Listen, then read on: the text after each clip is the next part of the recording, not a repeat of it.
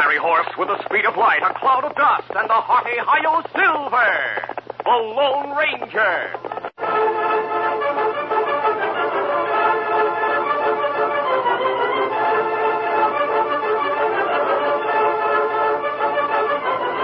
With his faithful Indian companion Tonto, the daring and resourceful masked rider of the plains led the fight for law and order in the early western United States.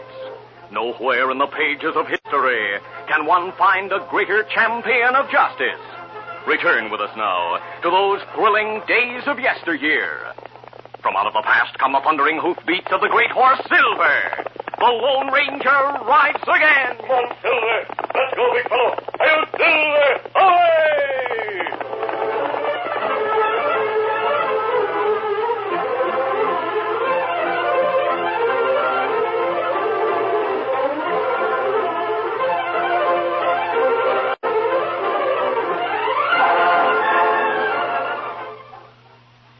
Champions are made, not born. Yes, sir. Get on your way. Get on your way. Get on your way with Wheaties. Don't ever doubt it. Champions are made, not born. You can get there. For example, take the story of Wheaties champion Stan Musial of the St. Louis Cardinals. Young Stan was willed no claim to fame, no magic way to learn the game. He had to sweat and give his all, learning to field and hit that ball. Sure, Wheaties was his breakfast call. Today they call him Stan the Man, still and always a Wheaties fan. Stan Musial has been powering up with Wheaties right along, 19 years. Good for Stan, good for you. There's a whole kernel of wheat in every Wheaties plate. Now watch Stan belt that ball. Hey, hey! He's on his way, on his way. He's on his way, on his way. Get on your way with Wheaties. 'Cause champions are made, not born. Yes, sir. Get on your way. Get on your way. Get on your way with Wheaties. Breakfast of champions.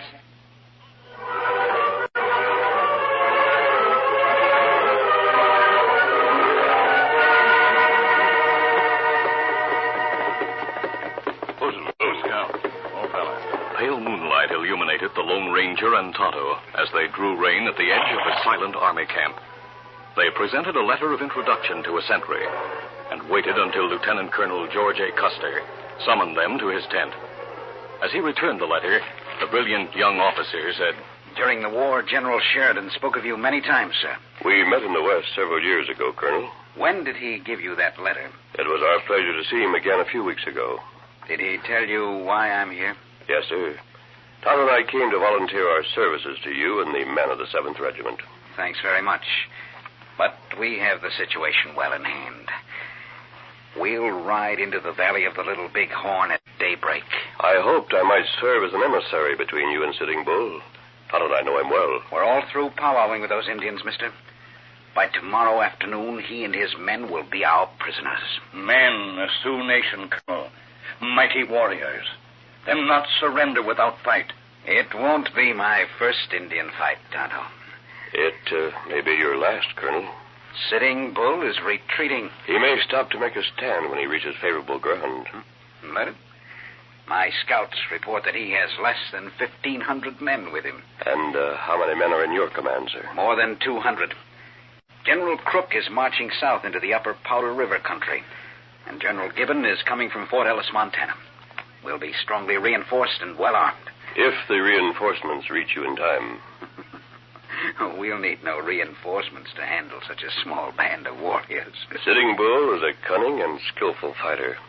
He's no match for the United States cavalry. I salute your confidence, Colonel Custer. I return the salute with a saber honorably won in battle. I've heard of that sword. I took it from a Confederate officer I defeated in a duel during the war. It's one of the finest blades ever made. There's an inscription on it. Yes, the words are Latin. Translated, they say, "Draw me not without reason, sheathe me not without honor." You've made that saber famous. I've worn it in many battles. I shall wear it when I meet Sitting Bull. I wish you luck, sir, in the encounter. Thanks. And thanks for offering to assist us. You're more than welcome. Montano. Be ready, Kimasabi. Adios. Adios. After the Lone Ranger and Tonto left the camp, they drew rein a short distance away and looked back at the moonlit tents. Kimasabi. Yes. Me think yellow-haired colonel heap big mistake. I wonder how reliable his scouts are. Tonto, I'd like to know Sitting Bull's plans. Me not know anyway. Find out when he plan. We might learn a lot by scouting his camp. Kimasabi, him not let white man close to camp. If him plan go on warpath. By darkening my skin and wearing buckskins, I could pass as an Indian. Me have extra buckskin and saddlebag. I'll use them.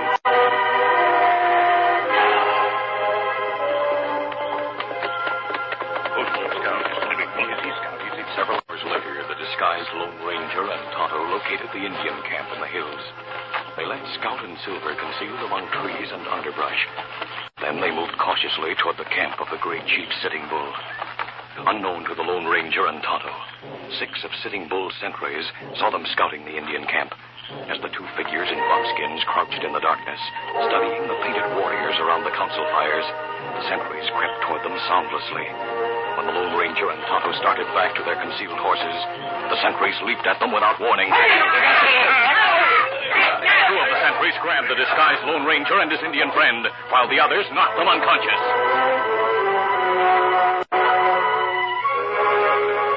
The 2 friends regained consciousness in a teepee near the council ring in Sitting Bull's camp.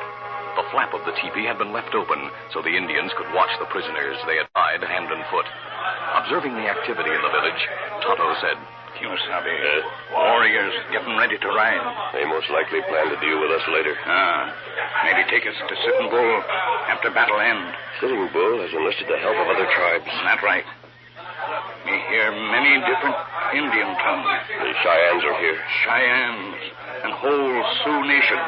And warriors of Chief Crazy Horse of Ogallala tribe. Look at the sky outside. Dawn. Custer's already on his way to the Little Bighorn with few more than 200 men.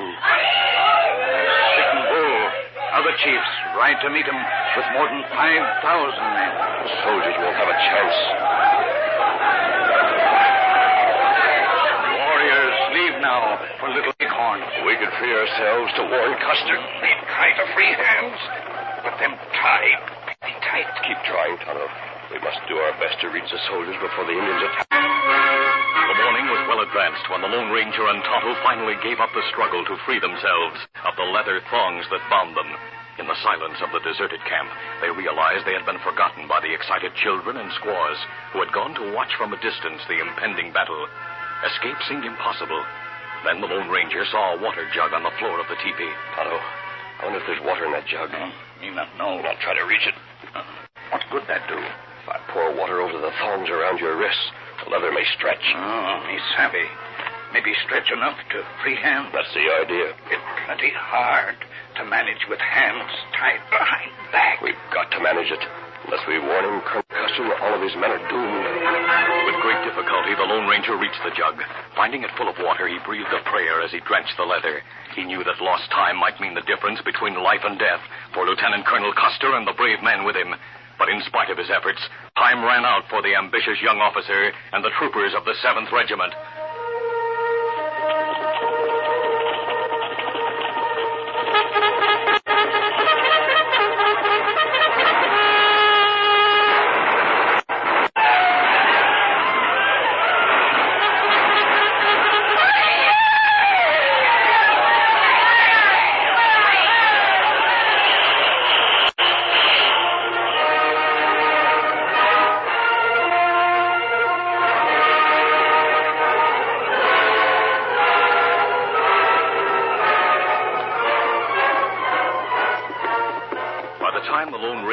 Tonto reached the scene, the battle was ended. The remnants of Sitting Bull's army had vanished, leaving behind George Armstrong Custer and more than 200 men who had fallen with him. Lone Ranger and Tonto drew rein and dismounted. They examined each trooper in turn to see if any of them had survived the terrible struggle. But for the men of the 7th Regiment, the valley of the Little Bighorn was a valley of death. As the Lone Ranger stood bareheaded beside Custer's body, Tonto murmured, Him look like him sleep. The Indians took his weapons and uniform. Me plenty glad them scalp him. Sitting Bull had too much respect for him to permit that. Who bury soldiers, Kimasabi? General Crook and General Gibbon may arrive at any moment. They'll bury their comrades. If them find you here, dressed as Indian, with me. In hostile country, they might shoot first and ask questions later. Not right. Well, there's nothing for us to do here. Easy, steady, big Oh, easy, Scout, easy, fella. Come on, Tonto. We'll try to pick up Sitting Bull's trail. The army will go after him. Come on, Silver. Get him up, Scout.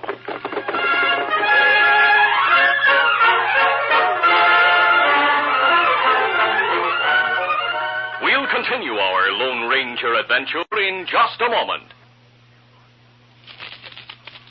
Know what I've got here? Sounds like money, and it is. Matter of fact, I've got a handful of genuine foreign coins. Real money you could spend right now in faraway lands. And here's the best part. All you Wheaties fans can have this wonderful collection of foreign coins for your very own. Just listen. Wheaties is offering 2 different sets of foreign coins, 15 coins in each set. The international set has coins from countries like Finland and Pakistan. The mystery set has coins from places like Monaco and southern Rhodesia. Each set comes in a special coin folder with a map that shows you where the coins are used and information about that country. And each coin has been cleaned and polished. How do you get these genuine foreign coins? Well, for each set, you send us only 1 Wheaties box top and 25 cents. Look for the directions on the back of Wheaties special foreign coin packages now at your grocer's. Pick one up and start collecting foreign coins.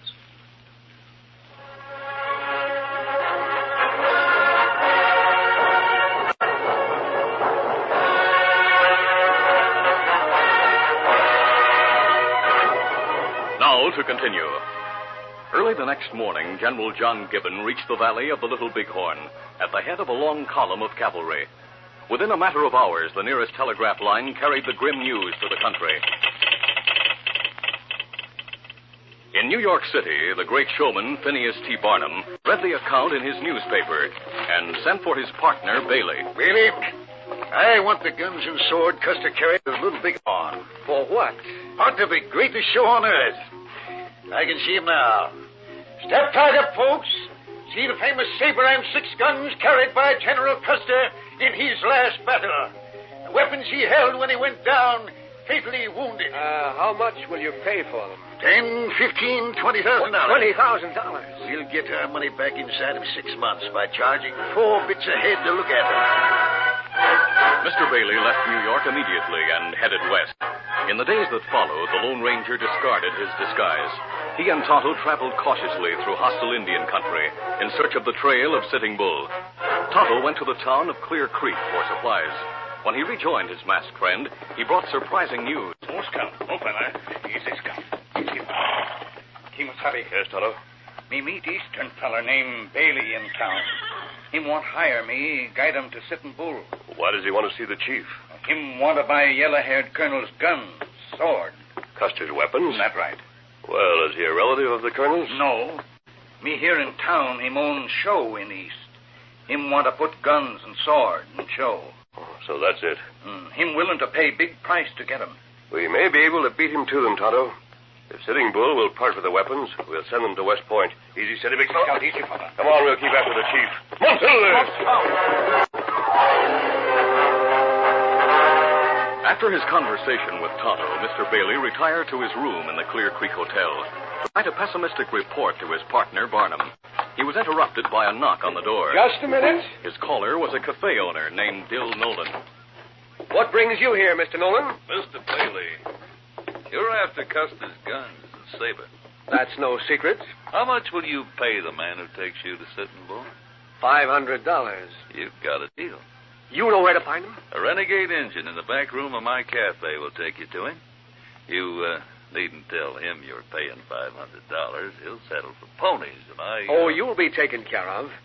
I'll go back with this renegade. Lead the way to your cafe. The sooner I reach Sitting Bull's camp, the sooner I'll get Custer's weapon. Mr. Bailey was on his way to Sitting Bull with Red Feather when the Lone Ranger and Tonto found the chief's camp far back in the forbidding hills. Sentries on duty recognized the masked man as a friend who had talked to their leader on previous occasions. They took him and Tonto directly to the chief's teepee. After greeting them, the shrewd warrior eyed the Lone Ranger quizzically. How you find this, Chief? We followed your trail. We try to hide tracks so soldiers not find us. But now we move camp again. We found your trail once, great chief. It will be followed again. If soldier come after us, we fight again. This is one nation. The United States of America. You long-time friend to my people. We know you, friend. But heart of masked man is with cause of soldiers. We're Americans, great chief, pledged to uphold our government. This chief does not hold that against you. Well, then perhaps you'll grant me a favor. Speak. I have heard that you have Colonel Custer's guns and sword. Give them to me. Me no weapons you speak of. We were with Custer the night before he died. He showed us his saber. They're writing on blade. Me not know what it say. The words were, draw me not without reason, sheathe me not without honor. That good talk from brave soldier. Why you want Chief Yellowhair's guns and sword? Because they belong in West Point, where other soldiers will honor and respect them. Me have weapons. What that? A white man and an Indian have drawn rein in the council ring. Me look. White man named Bailey. Him telling me tell you about Cassady. Indian with him named Red Feather. Red Feather!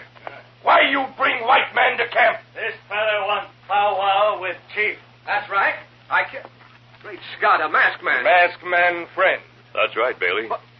How did you know my name? Tonto met you in Clear Creek this afternoon. So that's it.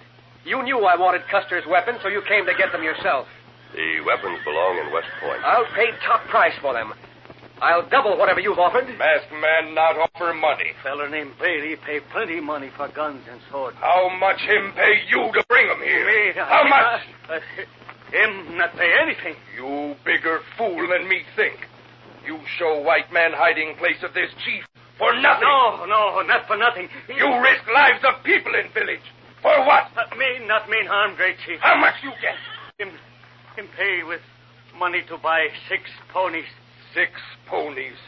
Because of ponies, you tell hiding place. May not mean to anger You Chief. plenty big fool, Red Feather. You traitor. Lay Bear, Black Crow, Little Eagle.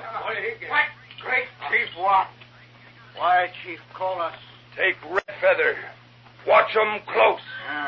We deal with 'em later. Me not mean harm. Me bring white man here. I'm sorry Red Feather's in trouble. The chief is wise, Bailey. If Red Feather betrayed the hiding place to you, he'll betray it to someone else. That's right. All I wanted was Custer's weapons. No one get Chief Yellowhair's guns or swords. I'll pay any price you name. This chief not sell 'em. We have weapons here beneath skin. The saber. I've traveled halfway across the country to get those guns and the saber. You come. Me show what we do with Yellowhair's weapons. The angry chief led the way to the rim of a canyon a short distance from the camp. The Lone Ranger, Tonto, and Bailey looked into a deep gorge through which a swift river ran. Sitting Bull drew his enemy's saber from its scabbard, studied the Latin inscription on the blade, and murmured, Words say, draw not. Draw me not without reason, sheathe me not without honor. No one ever draw sword again. Don't! You'll break the blade. Me break 'em cross knee. Oh. Now me throw sword and scabbard into river. There goes a fortune. Chief Yellowhair fire guns in brave fight. Guns never fire again. Me bury them with sword in river. Perhaps it's better this way. Me think spirit of yellow-haired colonel be heap happy. No one else use gun or sword. Now the tradition of that blade will never be disgraced. Barnum will never believe this. Now you go in peace. Take white fella named Bailey away from village. Tonto will see that he reaches town safely. Where you go? To Fort Mason. That 2 days' ride from here. Yes.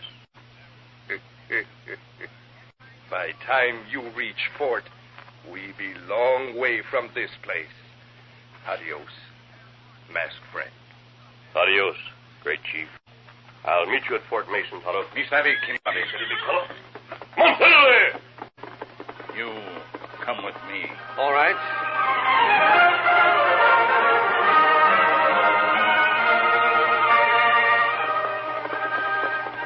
Tonto and the Easterner were some distance from Sitting Bull's camp when Bailey muttered, I don't understand it. Huh? Sitting Bull knew the masked man would put the army on his trail, but he let him leave. Sitting Bull move camp plenty quick. There plenty place in hill where soldiers have hard time finding Indian. He could have killed us, and he wouldn't have to move. Sitting Bull not murder. Him brave leader of Indian. Someday Indian, like him, fight side by side with army. You speak well of the chief. Sitting Bull, my friend, and him friend, masked man. On the train from New York, I met a cattleman who told me about the West.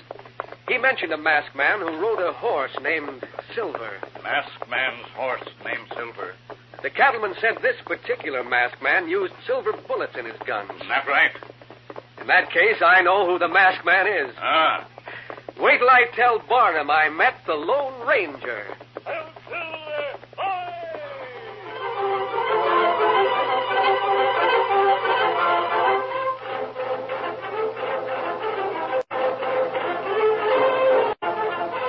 We'll return in just a moment for a word about our next exciting Lone Ranger adventure. P.T. Barnum Goes West.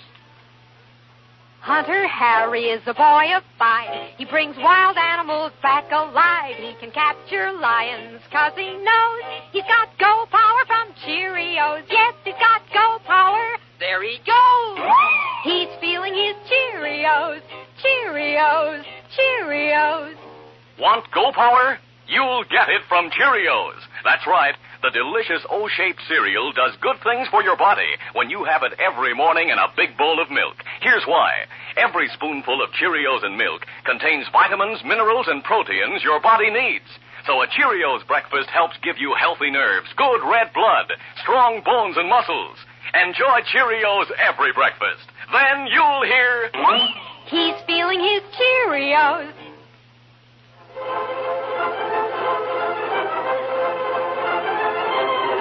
A killer named Joe Pinto broke out of prison and joined his friends in a hillside shack. Boys, I broke out of prison for 2 reasons. Yeah, go on, Joe. Let's hear. First, I wanted to escape the hangman. And secondly, I want to get the man who captured me. If you mean the masked I man... mean the Lone Ranger. Unexpected peril lies ahead of the masked man and his Indian friend in our next thrill-packed adventure. Be sure to listen.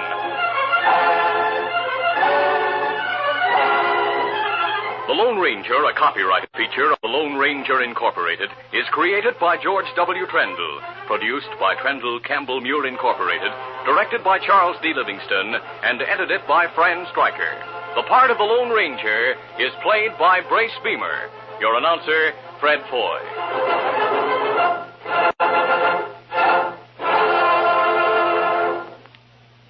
The Lone Ranger is brought to you by General Mills every Monday, Wednesday, and Friday at this same time.